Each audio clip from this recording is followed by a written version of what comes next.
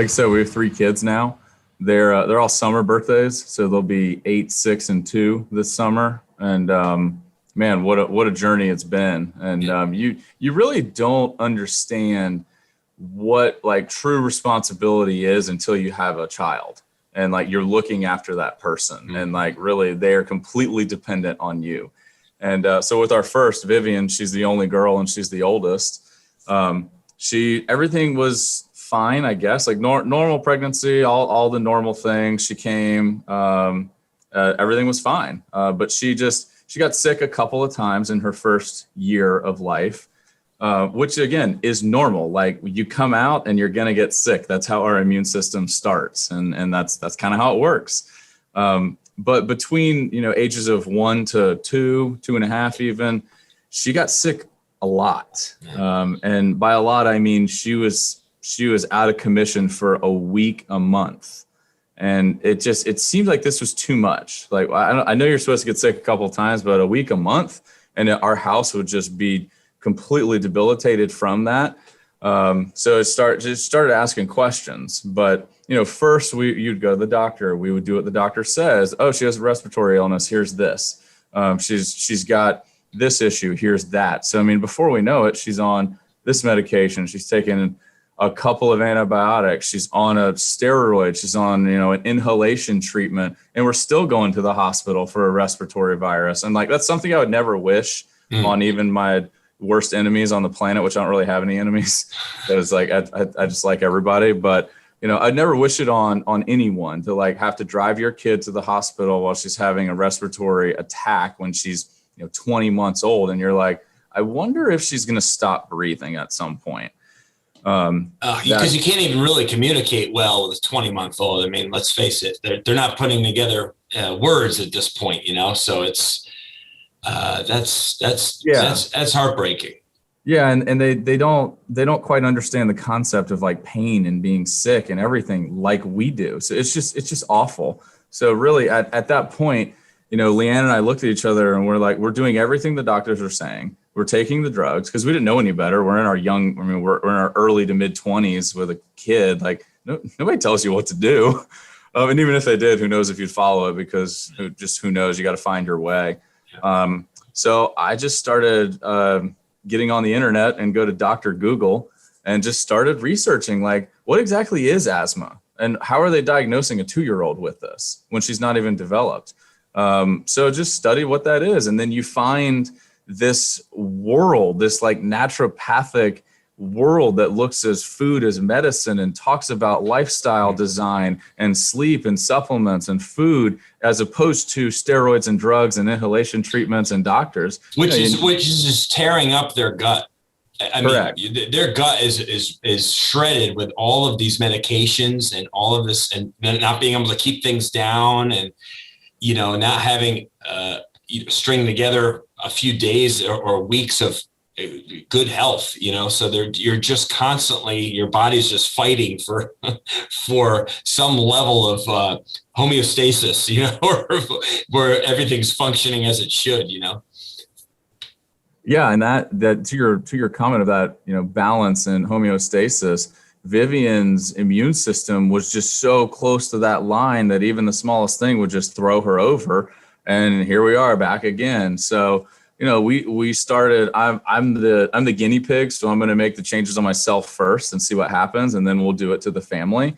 And it was a progressive change, but it's just recognizing that food is medicine and then studying, well, what is food? I have no idea what gluten is.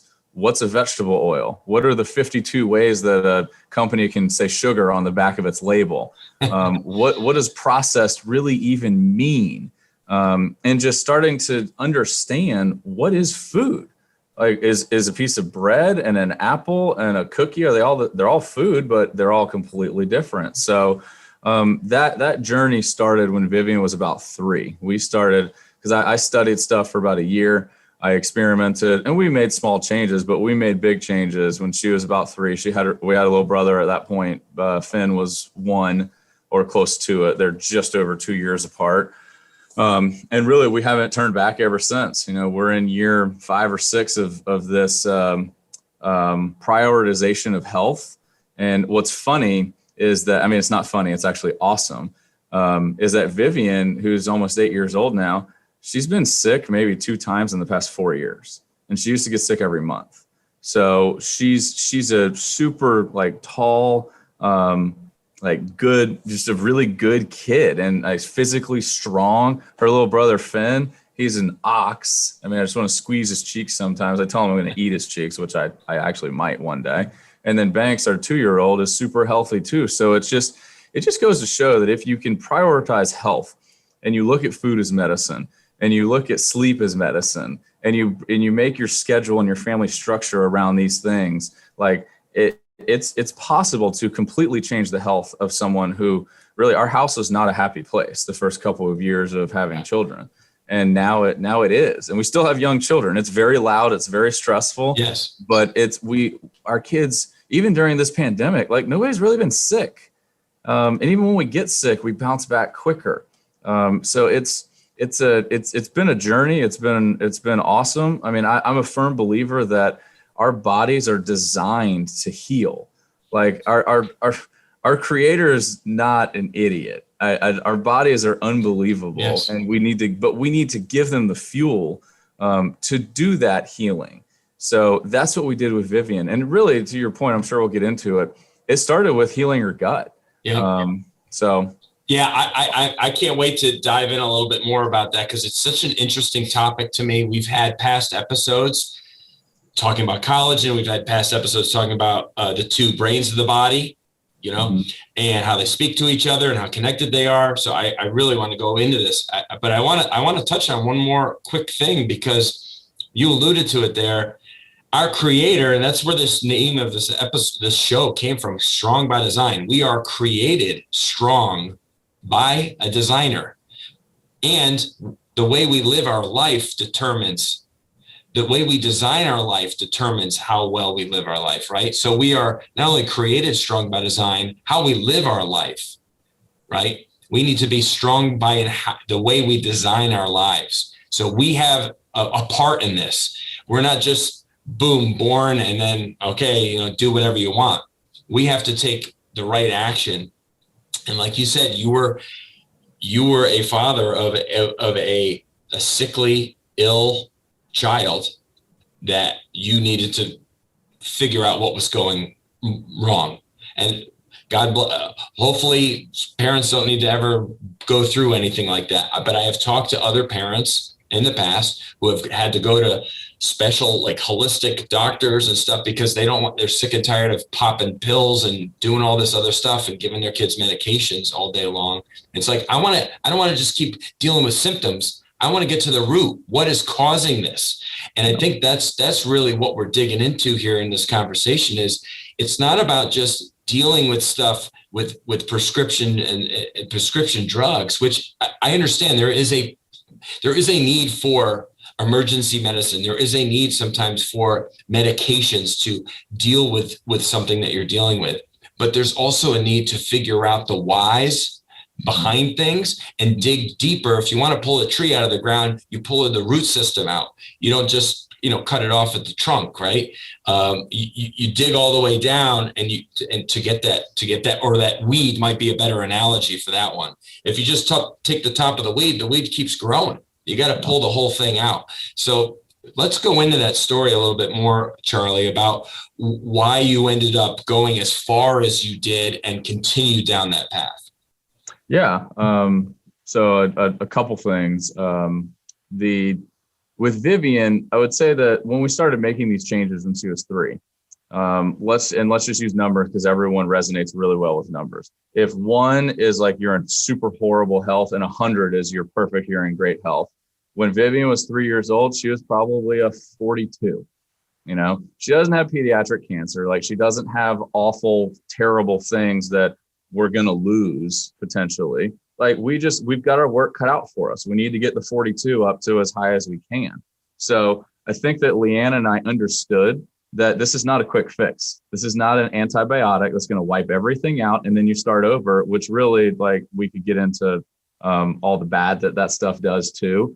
But we understood we have a fight ahead of us that's going to take a long time. So we're not just going to go through our pantry, throw everything away and say, we're starting over, clean slate, and we're starting at 100. That's playing the short-term game. We were more invested in the long game and actually winning the war as opposed to winning the battle. Right. So the first thing that we did was just educate ourselves on what exactly is this second brain everybody's talking about, AKA the gut, and how powerful is it? And I've heard people say, oh, your immune system lives in your intestines. What the heck does that even mean? So now I can explain that. I mean, I'm not a doctor. We have a doctor on our team, Dr. Kate Shanahan, who's a board certified physician for 25 years and is a biochemist from Cornell. So she can say some of this stuff, which is awesome. And I can say it and she can defend me, but I won't go that far. But I know enough about the gut now to just be somewhat dangerous and just to understand that if the gut is in poor health, and you can define that as however you want, really it's just if the gut is inflamed, if there's inflammation all over the lining of your small intestine, it's not going to process food and kill harmful bacteria and keep that level of good bacteria and bad bacteria where it's supposed to be. It's not going to keep that. It's just simple. At least that's simple in my brain. I'm sure it is to your listeners too.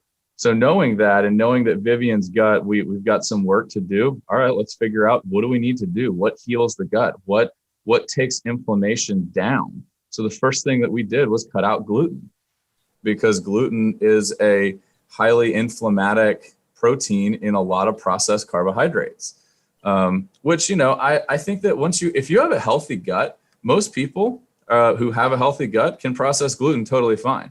And like I eat Ezekiel bread multiple times a week, which one of the ingredients is added gluten. So I do not think that gluten is the devil for any, I just don't think it is. However, if you have an inflamed gut, it might be the devil. So, we cut that out as number one and just educate ourselves on how to do it. And like saw almost immediate reaction from Vivian that her mood was a little better. Inflammation would come down because she was sleeping better. She wasn't as ticked off at us over things. And that was she didn't even notice it. We just switched out the bad bread for, Boulder Canyon gluten-free bread that uses olive oil in it.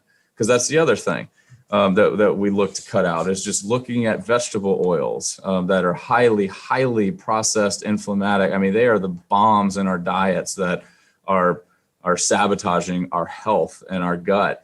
They're sabotaging our cells. They're getting that far down. And so that's one reason why we have Dr. Kate on our team is that she's written books about just that one topic. So that, and then, looking at the amount of sugar that we eat in this country it's crazy. We glorify it. We have holidays that, especially with kids, how do you keep kids from eating candy? So, you do the best you can.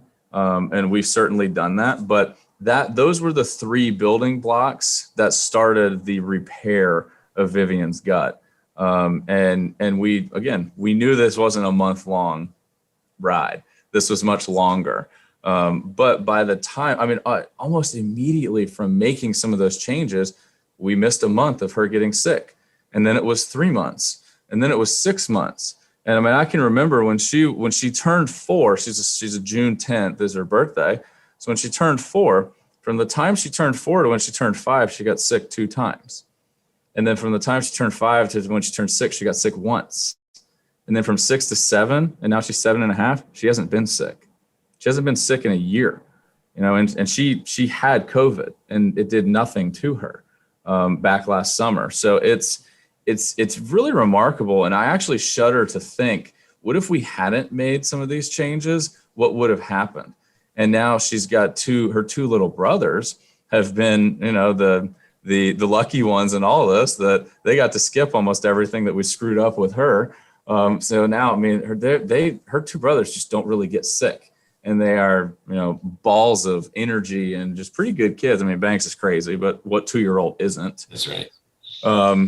So yeah, it started with healing Vivian's gut